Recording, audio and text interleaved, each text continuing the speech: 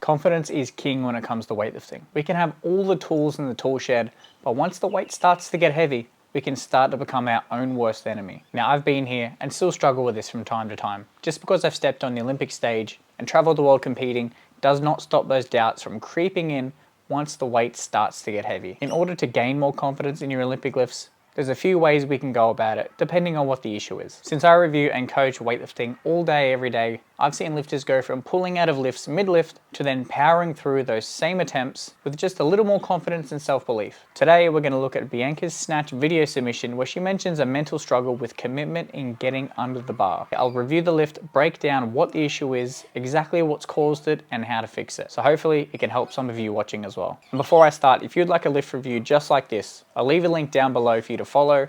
You can send your lift, answer some questions, and be on a future episode.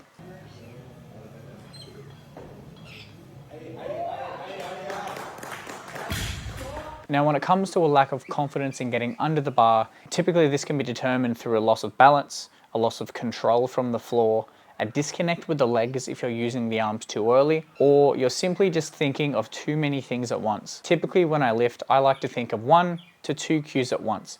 Any more than that, I know myself, I'll have a mental implosion, and then that's when I become susceptible to clarking and pulling out of lifts mid-lift because I'm thinking of too many things at once.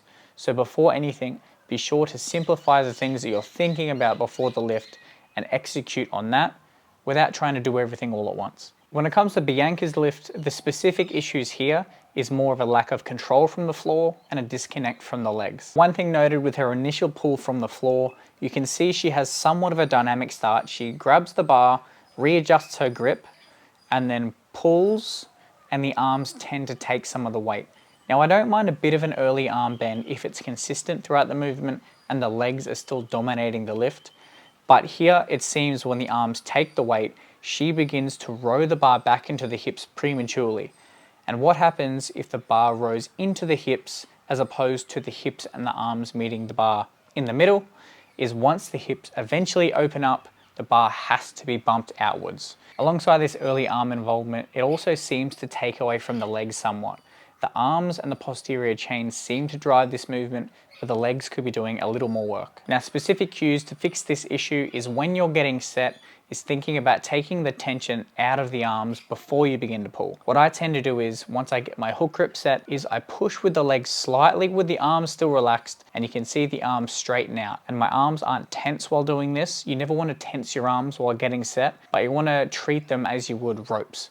So if you had a rope tied to the bar and you pulled against it, you're taking the tension out of the arms. So then the legs can do their job. Once you've taken this tension out, then what I would consider is thinking about pushing the floor away with the legs with control. So when it comes to tempo from the floor, ideally you can lift as fast as you want as long as you're maintaining the ideal position. If you're falling out of position while doing this, it means you need to slow it down a little bit. I know when it comes to myself, I tend to treat the first pull with a lot more control. I definitely don't try to grip and rip as hard as I can.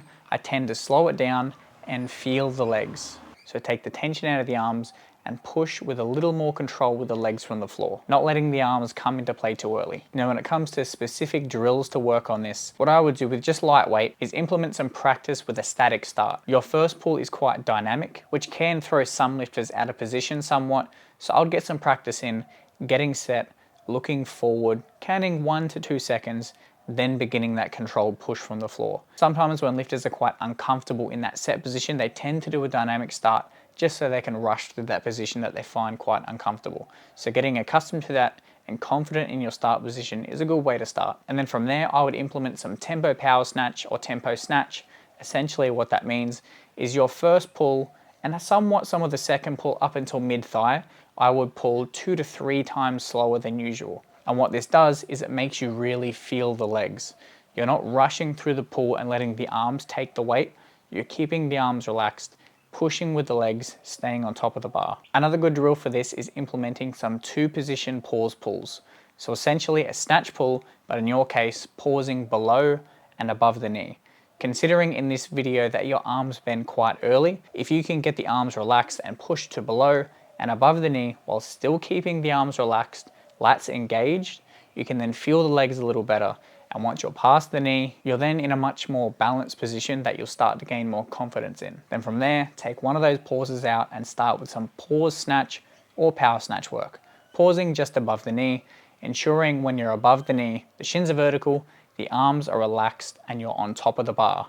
From there, you can just think about driving up straight, keeping that bar close. And with these drills, once you get accustomed to them, you're gonna feel a lot more in control, you're gonna feel a lot more balanced, and then after you extend, you're gonna have more confidence in getting under because you're not exactly pulling and praying, you're working your way through the lift with full confidence. Now, for those that have found these cues and drills helpful, I have a free 4-week technical intensive program in the caption below.